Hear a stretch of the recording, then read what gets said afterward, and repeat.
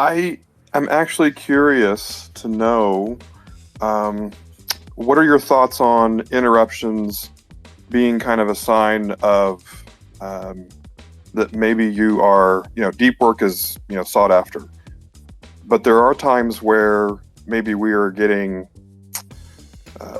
too, we need some slack in our thought process.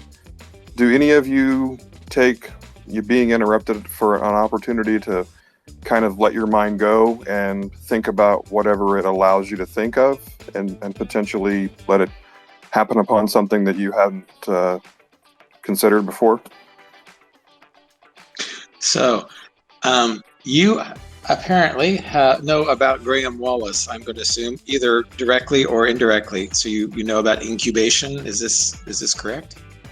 Honestly, it comes from a little bit of I'm a developer in a QA, a quality background. So there's exploratory testing.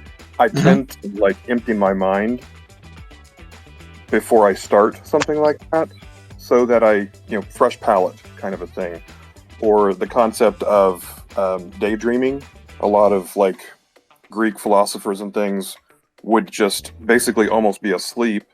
They would have some mechanism to keep them from going to sleep, but to let their minds completely to empty and let it discover something. Okay. I'm a fan of Graham Wallace's process for having creative thoughts. So he recognized that breakthrough thoughts tend to happen at odd times.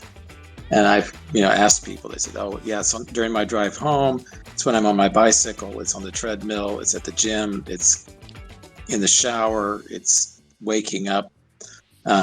And Graham Wallace posited the idea that when you're going to need to have some creative thought, there's a stage where you load everything you might need to know into your head. You just accumulate information, and then you have to turn your back on it and do something dissimilar.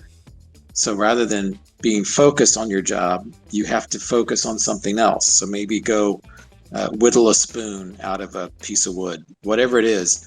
And then that lets your brain cook all that information. And then at some point, an idea will push to the foreground when your brain has done all of its pattern matching and say, here's an idea. And you get excited and you try it out and you validate whether it's a good idea or not. So if you want to look up Graham Wallace, it's Wallas.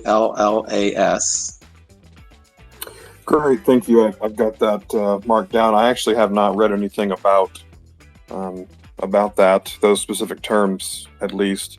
But it also reminds me, Steve Jobs liked to walk and talk, having his meetings, because I think it kept enough of his ADD or whoever else's, and your body physically moving forward. It allowed you to have a little more productivity in that arena. Also, if you're out walking around the lake, it's a lot harder to interrupt you.